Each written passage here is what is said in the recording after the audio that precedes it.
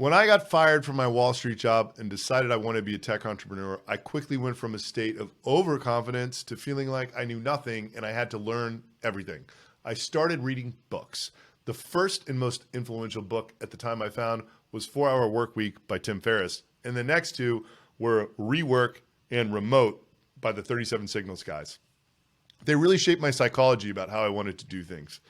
I'm currently on a path that's very different than what these books advocate. I'm going for $1 billion in under 12 months, but the bootstrapper within me lives on. What do I mean?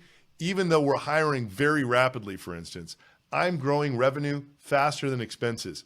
We hired 21 people. It cost us $1.54 million. We didn't hire anyone else until we grew our ARR to $1.57 million and paid them back. So we're going to continue to invest aggressively, but at a rate slower than our revenue growth, so that we always have this incredible free cash cushion, which is what was instilled to me by these books. At the same time, we're expanding headcount rapidly, which is not what these books advocate.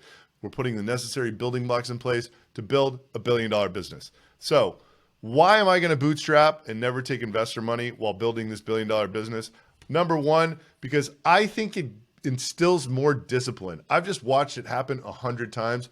The second investors write you a check for millions of dollars, you start doing all sorts of crazy stuff.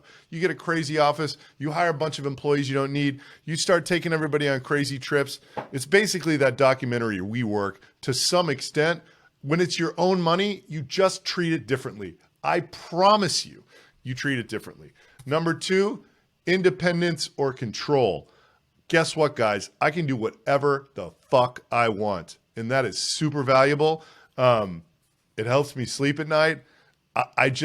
There's nothing else to say other than that. Number three, I will tell you, dividends are awesome. This is a great reason to bootstrap. You can get rich while you're growing your business. Investors aren't going to let you do that. I promise you. Number four, your ownership percentage stays very, very high. Typically, to create $1 billion business, CEOs are left with 5%. I'm going to be left with a lot more than 5% when this thing hits $1 billion. I promise you.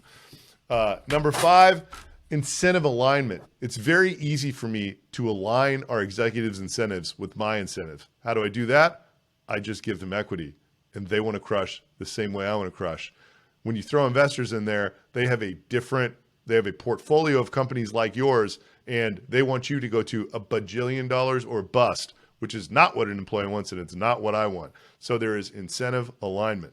Number five, or maybe this is six, it's just amazingly fun to run profitable companies. I mean, there's a macro thing going on right now where this is going in favor, but I liked doing it even when it was in style to burn money.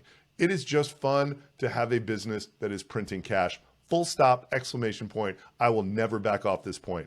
Follow me if you want to watch me bootstrap $1 billion company in under 12 months. My name is Adam Robinson, and I am signing off.